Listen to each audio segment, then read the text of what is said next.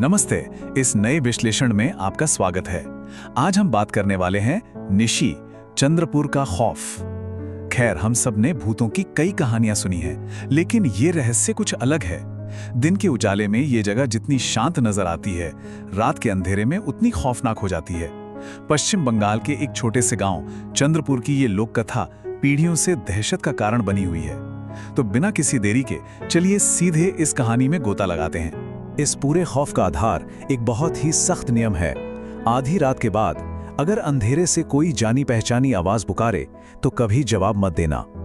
ये कोई आम चेतावनी नहीं है, बल्कि इस गांव में रहने वालों के लिए बचने का इकलौता तरीका है।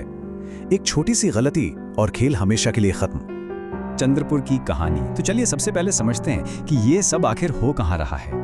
हम बात कर रहे हैं पश्चिम बंगाल के बीरभूम जिले की। अब दिन के समय अगर कोई वहां जाए तो ये हरे भरे जंगलों और खेतों से घिरा एक एकदम सामान्य और जीवंत गांव लगता है। सब कुछ परफेक्ट।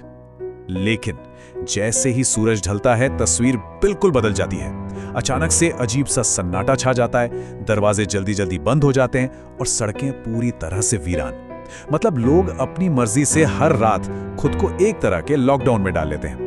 सवाल यह है कि आखिर ऐसा क्या है जो इन्हें इतना डराता है? निशा की त्रासदी। हर श्राप के पीछे एक दर्दनाक कहानी होती है, तो आइए इसे समझते हैं। इस खौफ की जड़ें इतिहास में काफी गहरी हैं। शुरुआत हुई कुछ अजीब घटनाओं से।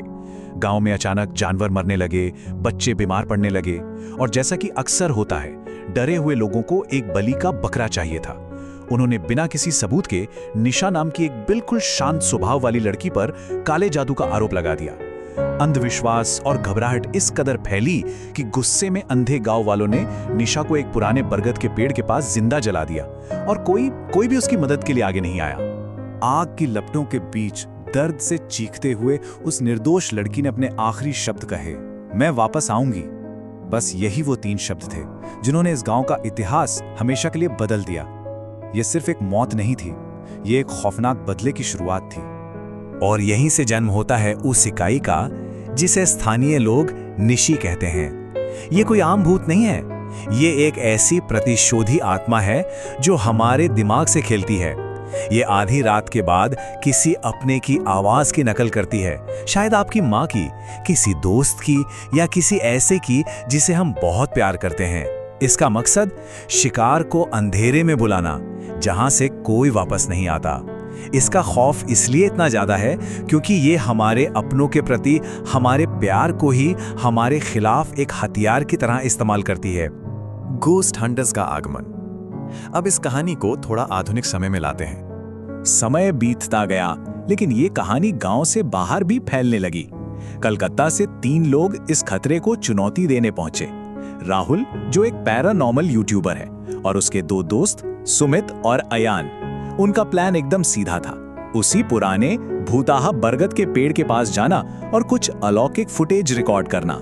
हम सभी जानते हैं कि ऐसी कहानियों में यह फैसला कितना भारी पड़ता है ना। गांव पहुंचते ही उन्हें समझ आ गया कि कुछ तो बहुत अजीब है। शाम होते ही सड़कें खाली हो गईं।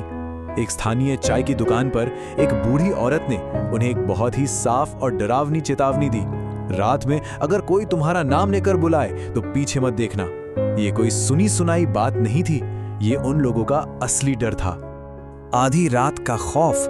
खैर, उन लड़कों ने चेतावनी को हल्के में लिया और फिर शुरू हुआ असली दुस्वप्न। जरा इस टाइमलाइन को देखिए कि हालात कितनी तेजी से बिगड़े। शाम 7 बजे वो वीरान सड़कों पर पहुंचते हैं। रात के ठीक 12 बजे कैमरे के साथ रिकॉर्डिंग शुरू होती है, और तभी दूर खेतों से किसी औरत के गाने की अजीब सी आवाज आने लगती है। 12:15 पर उनके सारे उपकरण अचानक काम करना बंद कर देते हैं और जंगल में कोई उनका पीछा करने लगता है। और सुबह 5 बजे तक सिर्फ एक इंसान किसी तरह सड़क तक पहुंच पाता है। उस रात गाने की आवाज के बाद राहुल ने पीछे मुड़कर जो देखा वो रोंगटे खड़े कर देने वाला था। एक सफेद साड़ी पहने औरत, जिसके बाल बहुत लंबे थे, हाथ बुरी तरह जले हुए थे, आंखें पूरी तरह से काली थी, और उसके चेहरे पर एक ऐसी डरावनी मुस्कान थी जिसे भुलाया नहीं जा सकता। एक माँ की आवाज। जैसा कि हमने पहले बात की, निशी सिर्फ डराती नहीं, धोखा देती है। जब तीनों जान बचाकर भाग रहे थे तो निशी ने सुमित की माँ की आवाज की नकल की। राहुल के लाख चीखने के बाद भी सुमित खुद को रोक नहीं पाया और उस आवाज की तरफ चला गया। और फिर वो बस गायब हो गया। जमीन पर सिर्फ उसकी चप्पलें रह गईं। इसके बाद बारी थी अयान की। अयान के आसपास के सारे इलेक्ट्रॉनिक्स पूरी तरह से डेड हो गए। वो रो रहा था, तभी वो इकाई उसके ठीक पीछे प्रकट होती है। उसका मुंह असामान्य रूप से इतना बड़ा खुलता है कि अंदर सिर्फ घना अंधेरा नजर आता है। वो फुसफुसाती है, तुमने मुझे बुलाया था। अगले ही पल अयान चीखते हुए हवा में उड़ जाता है और बाद में उसका शरीर एक पेड़ से लटकता हुआ मिलता है। राहुल अकेला किसी तरह भागते हुए सुबह सड़क तक पहुंच गया। उसे लगा कि चलो जान बच गई, लेकिन तभी उसकी ये राहत एक पल में टूट गई। पीछे से उसी की आवाज सुनाई दी और उस इकाई ने सामने आकर अपनी आखिरी बात कही, अब तू भी इसी गांव का हिस्सा है। एक ना खत्म होने वाला खौफ। वो भयानक रात तो बीत गई, लेकिन सुबह अपने पीछे क्या छोड़ गई, आइए देखते हैं। अगली सुबह गांव वालों ने जो देखा वो दिल दहला देने वाला था। राहुल हमेशा के लिए लापता, सुमित लापता, अयान पेड़ से लटका हुआ मिला और राहुल का वो कैमरा सड़क के किनारे लावारिस पड़ा मिला। ये सब कोई कहानी नहीं बल्कि एक भयानक सच्चाई बन चुकी थी। लेकिन कहानी यही खत्म नहीं होती दोस्तों। रात के ठीक 12 बजे कुछ ऐसा होता है जो आज भी सबको डराता है। कहते हैं कि वो लावारिस कैमरा जिसे गांव वालों ने उठाया था, आज भी हर रात ठीक 12 बजे अपने आप चालू हो जाता है। और उसमें जो रिकॉर्ड होता है वो है एक ही सवाल जो एक औरत की आवाज में गूंजता है, तुम्हारा नाम क्या है? जरा सोचिए, अंधेरे में छिपी वो आवाजें आज भी किस जवाब का इंतजार कर रही हैं? इस विश्लेषण में हमारे साथ जुड़ने के लिए बहुत बहुत धन्यवाद। और हाँ, अगली बार रात के अंधेरे में अगर कोई पीछे से पुकारे तो भूल कर भी मत पलटिएगा।